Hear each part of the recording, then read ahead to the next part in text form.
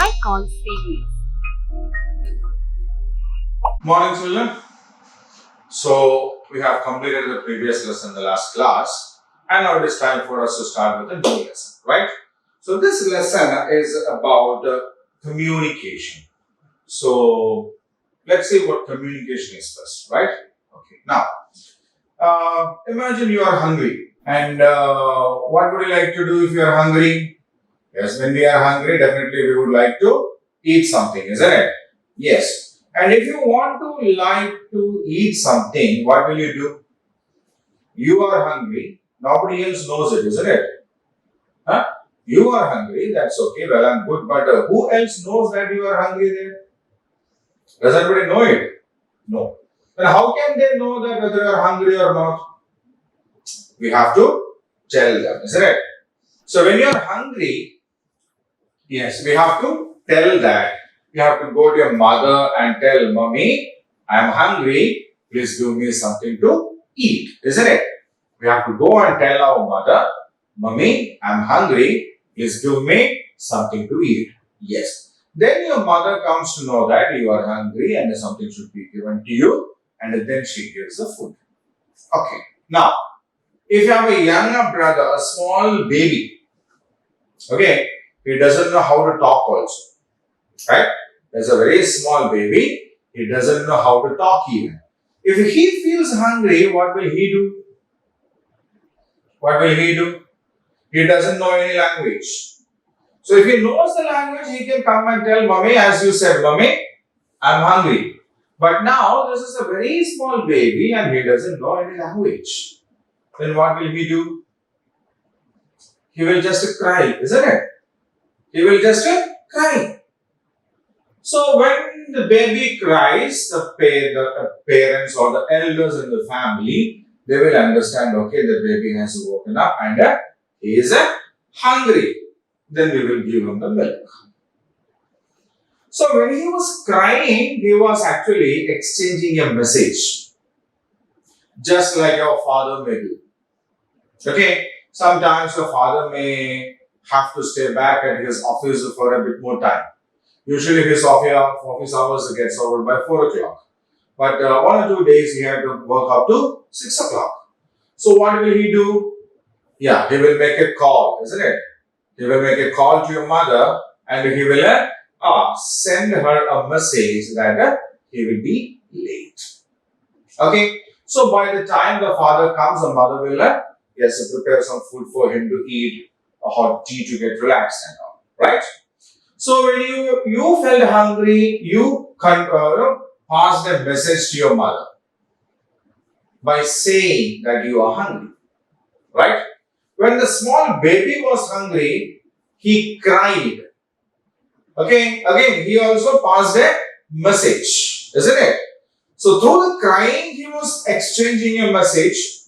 By saying you were exchanging a message, by making a call to your father was exchanging a message, right?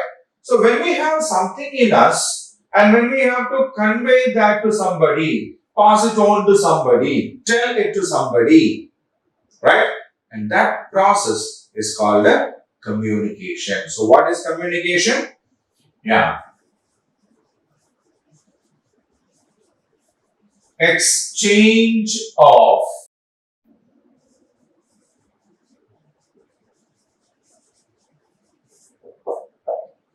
what is communication? Exchange of information. So by any means, if we exchange an information, then that is considered as a communication, right?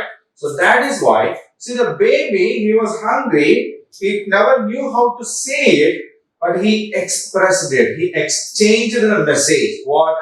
He is hungry. How did he exchange that? He just cried. Okay. So from the crying, yeah, we were able to understand that he is hungry. So once when we understand the information that they have sent, okay. Once when we understand, okay, sometimes what happens when this baby is asleep, there can be some mosquitoes. There can be some mosquitoes disturbing them. They will feel the pain when the mosquito bite and they will cry. So imagine we thought that okay, the baby is hungry, we will go and give him the milk. Will he be satisfied? He may not drink the milk, but even after drinking the milk, he will be crying. And then we understand, okay, there happened a miscommunication. Miscommunication means what? The right information was not exchanged. Then we will check and then we will find the mosquito bites on his body and then we will make it sure that there are no more mosquitoes there. We may keep some mosquito coils or there will be a separate mosquito net for babies, is that it? Yes. So that the baby will be fine. Right? So the exact exchange of information is very important. Right? The person, there are two persons here actually. Person 1, person 2. Okay, so person 1 has this thing called information and he is exchanging that to the second person and the same information has to reach here. Okay, if there happens a change in the information, again that will become a miscommunication. Okay, so exchange of information is called communication. Okay. Now we have a lot of facilities that we use nowadays to exchange information. Now we know we have televisions are there, telephones are there, mobile phones are there, newspapers are there, electronic media is there, email is there, internet is there.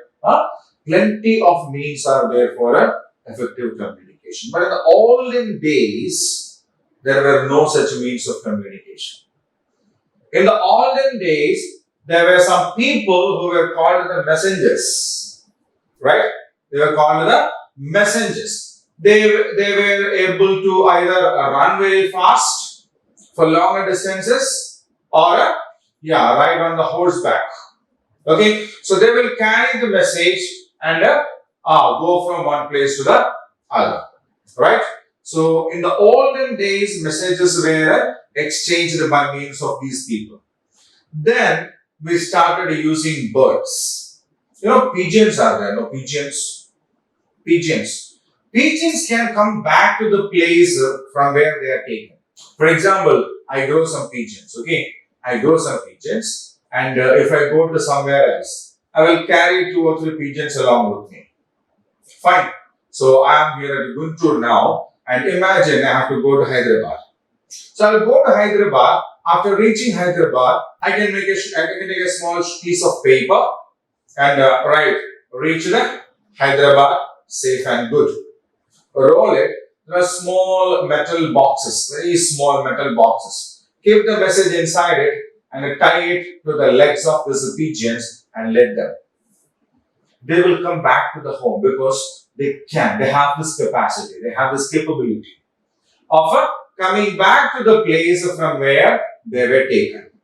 Okay, so such pigeons were used by the kings and all for communication, to sending and receiving messages. Then we got a postal system. Okay, we had a postal system. We can write cards, we can write letters, we can write on papers and keep it in the envelope, put the stamp on that and drop it in the drop box. Post boxes are there, red colored. Okay, so this postman will come, open the box and take the letters and within 3 or 4 days, the letter will reach the person on the other side. Then came telephone. We can make a call and if the person is available on the other side, then he can talk. For example, we made a call to a friend's house and he has gone out to the market or something like that. We cannot talk to them, but we can pass the message. Once when he is back, he will give you a call back. And then we got the internet.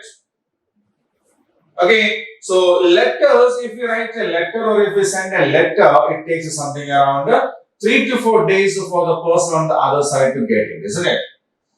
But with the help of internet, we can send emails. What do you call it? Emails, which will reach the person on the other side within seconds. If you want to send any documents, there is another system called facsimile. Okay, we can send the information through facsimile or fax, and the latest is mobile phones. We carry them with us. It will be there in our pockets. Anytime we can make a call to anybody, anywhere in this world. Okay, so all these are different stages by which, yes, we developed the means of communication.